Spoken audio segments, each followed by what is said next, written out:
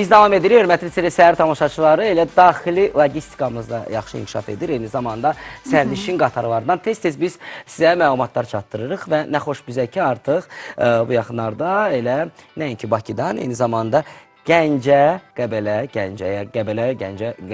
istiqamətində artıq qatarlar da fəaliyyətə başlayacaq ki, bununla bağlı biz efirdə hətta məlumatda sizə çatdırırıq. Bəli, bu məlumatı hər kəs əslində oxudu və elə bununla bağlı canlı bağlantımız da olacaq, hörmətli tamaşaçılar. Xüsusilə Gəncə, Qəbələ, Gəncə marşrutu üzrə, istiqaməti üzrə hərəkət etmək istəyən izləyicilərimiz diqqətli olun. Elə bütün məlumatları biz mütəxəssisdən almış olacağıq. Bizimlə canlı bağlantıda Azərbaycan Dəmir Yollarının İctimaiyyətlə Əlaqələr Şöbəsinin müdiri Bəxtiyar Hacıyevdir. Bəxtiyar müəllim, sabahınız xeyir olsun.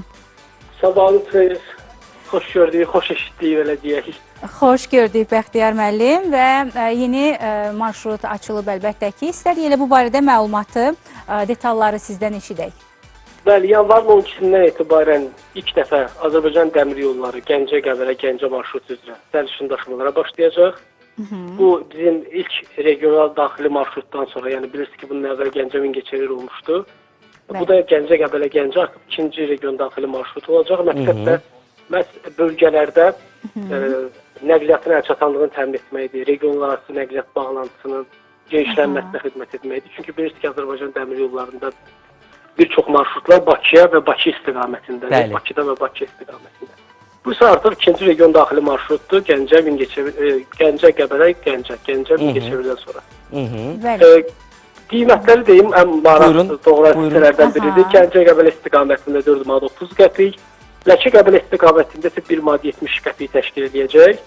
Ümumilikdə səfər müddəti 1 saat 50 dəqiqə olacaq. Səhər 10-da Gəncədən, 18-də Qəbələdən qatar hərəkət edəcək. Bir sual yaranır.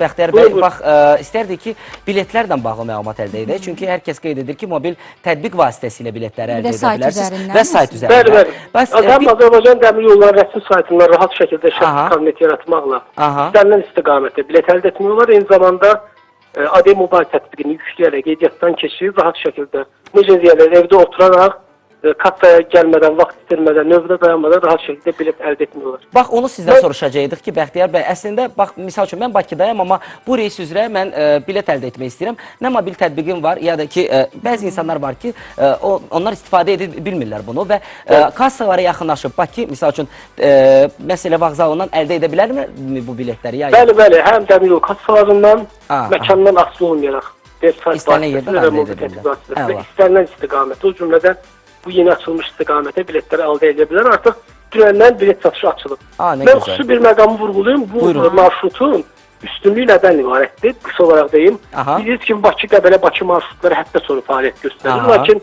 Gəncə, Qəbələ, Gəncə marşrutun açılmasıyla Bakı Qazax qatarından istifadə edərək biz həm də hər gün Qəbələyə gedə biləcəyik. Məsəl üçün, bir misal çəkim. Bakı Qazax qatarıyla saat 10:50-də Ləki stansiyası çatırıq. Sonra 11:12-də Gəncə, Qəbələ qatarı gəlib keçir Ləki stansiyasından. Həmin qatara minirik, Qəbələyə gedirik. Eyni qayda axşam saatlarında Qəbələ Gəncə qatarını istifadə edirik. 18:45-də Ləki stansiyasına çatıb, 19:02-də də Qazax-Bakı qatarına Bakıya gəlirik. Yəni bu o deməkdir ki, biz artıq Qəbələyə Bakıdan gündəlik hər gün gedib və qayıda biləcəyik. Bu da əslində bilirsiniz ki, qış turizm mövsümündə Qəbələyə axın çox olur, yollar bəzən buz bağlayır, gedişdə müəyyən problemlər yaranır təbii olaraq. Amma bilirsiniz, qatarla səyahət daha rahatdır, komfortludur, heç bir maneə olmur.